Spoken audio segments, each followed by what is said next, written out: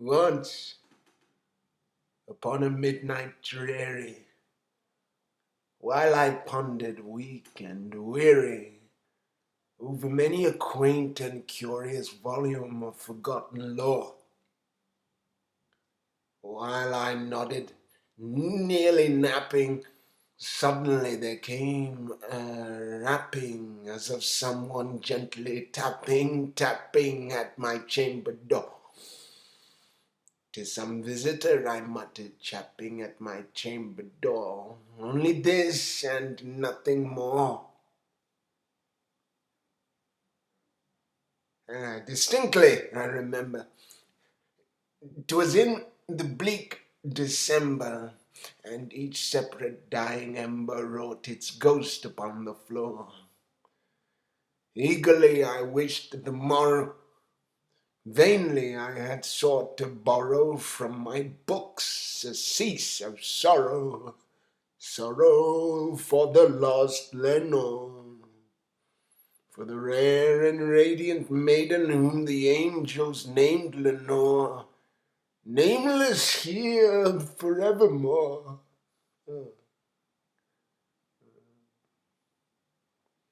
And the silken sad and satin rustling of each purple curtain thrilled me, filled me with fantastic terrors never felt before, so that to still the beating of my heart I stood repeating, "'Tis some visitor entreating entrance at my chamber door, some late visitor entreating entrance at my chamber door. This it is and nothing more." Presently my soul grew stronger. Hesitating then no longer, "Sir," said I, "or madam, truly your forgiveness I implore. But the fact is I was napping, and so gently you came rapping, and so faintly you came tapping at my chamber door, that I scarce was sure I heard you." Here I opened wide the door, darkness there, and nothing more. Deep into the darkness peering, long I stood there wondering, fearing, doubting, dreaming dreams no mortal ever dared to dream before. But the silence was unbroken, and the darkness gave no token, and the only word there spoken was the whispered word, "Lenore." This I whispered, and an echo murmured back the word "Lenore." Merely this, and nothing more. Back into the timber turning, all my soul within me burning, soon again I heard a tapping somewhat louder than before. "Surely," said I, "surely, that is something at my window lattice. Let me see then what thereat is, and this mystery explore. Let my heart be still a moment, and this mystery explore. 'Tis the wind, and nothing more." Open here I flung the shutter, when, with many a flirt and flutter, in there stepped a stately raven of the saintly days of yore. Not the least obeisance made he, not a minute stopped or stayed he, but with mien of lord or lady perched above my chamber door, perched above the bust of Pallas, just above my chamber door, perched and sat, and nothing more. Then this ebony bird, beguiling my sad soul into a smiling by the grave and stern decorum of the countenance it wore, "Though thy crest be shorn and shaven, thou," I said, "art sure no craven, ghastly, grim, and ancient raven, wandering from the nightly shore. Tell me what thy lordly name is on the night's Plutonian shore." Quoth the raven, "Nevermore." Much I marvelled this ungainly fowl to hear discourse so plainly, though its answer little meaning, little relevancy bore. Though we cannot help agreeing that no living human being ever yet was blessed with seeing bird above his chamber door, bird or beast above the sculptured bust above his chamber door, with such name as Nevermore.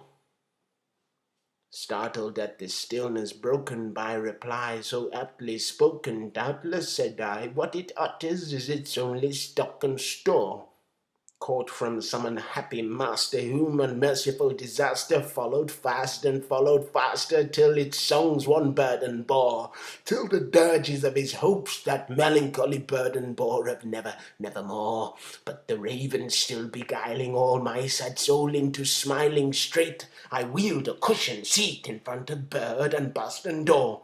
Then upon the velvet sinking, I betook myself to linking fancy unto fancy, thinking what its ominous bird of yore, what this grim, ungainly, ghastly, gaunt, and ominous bird of yore meant in croaking nevermore.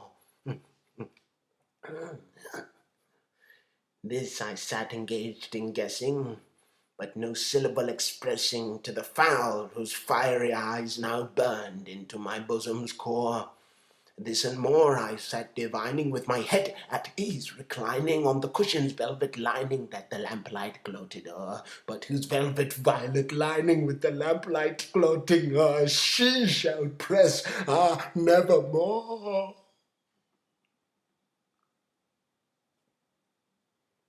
Then methought the air grew denser, perfumed by an unseen censer, swung by seraphim whose footfalls tinkled on the tufted floor. Wretch, I cried, thy God hath lent thee, by these angels he hath sent thee respite, respite and nepenthe from the memories of Lenore. Quaff, oh quaff this kind nepenthe, and forget this lost Lenore. Quaff the raven nevermore.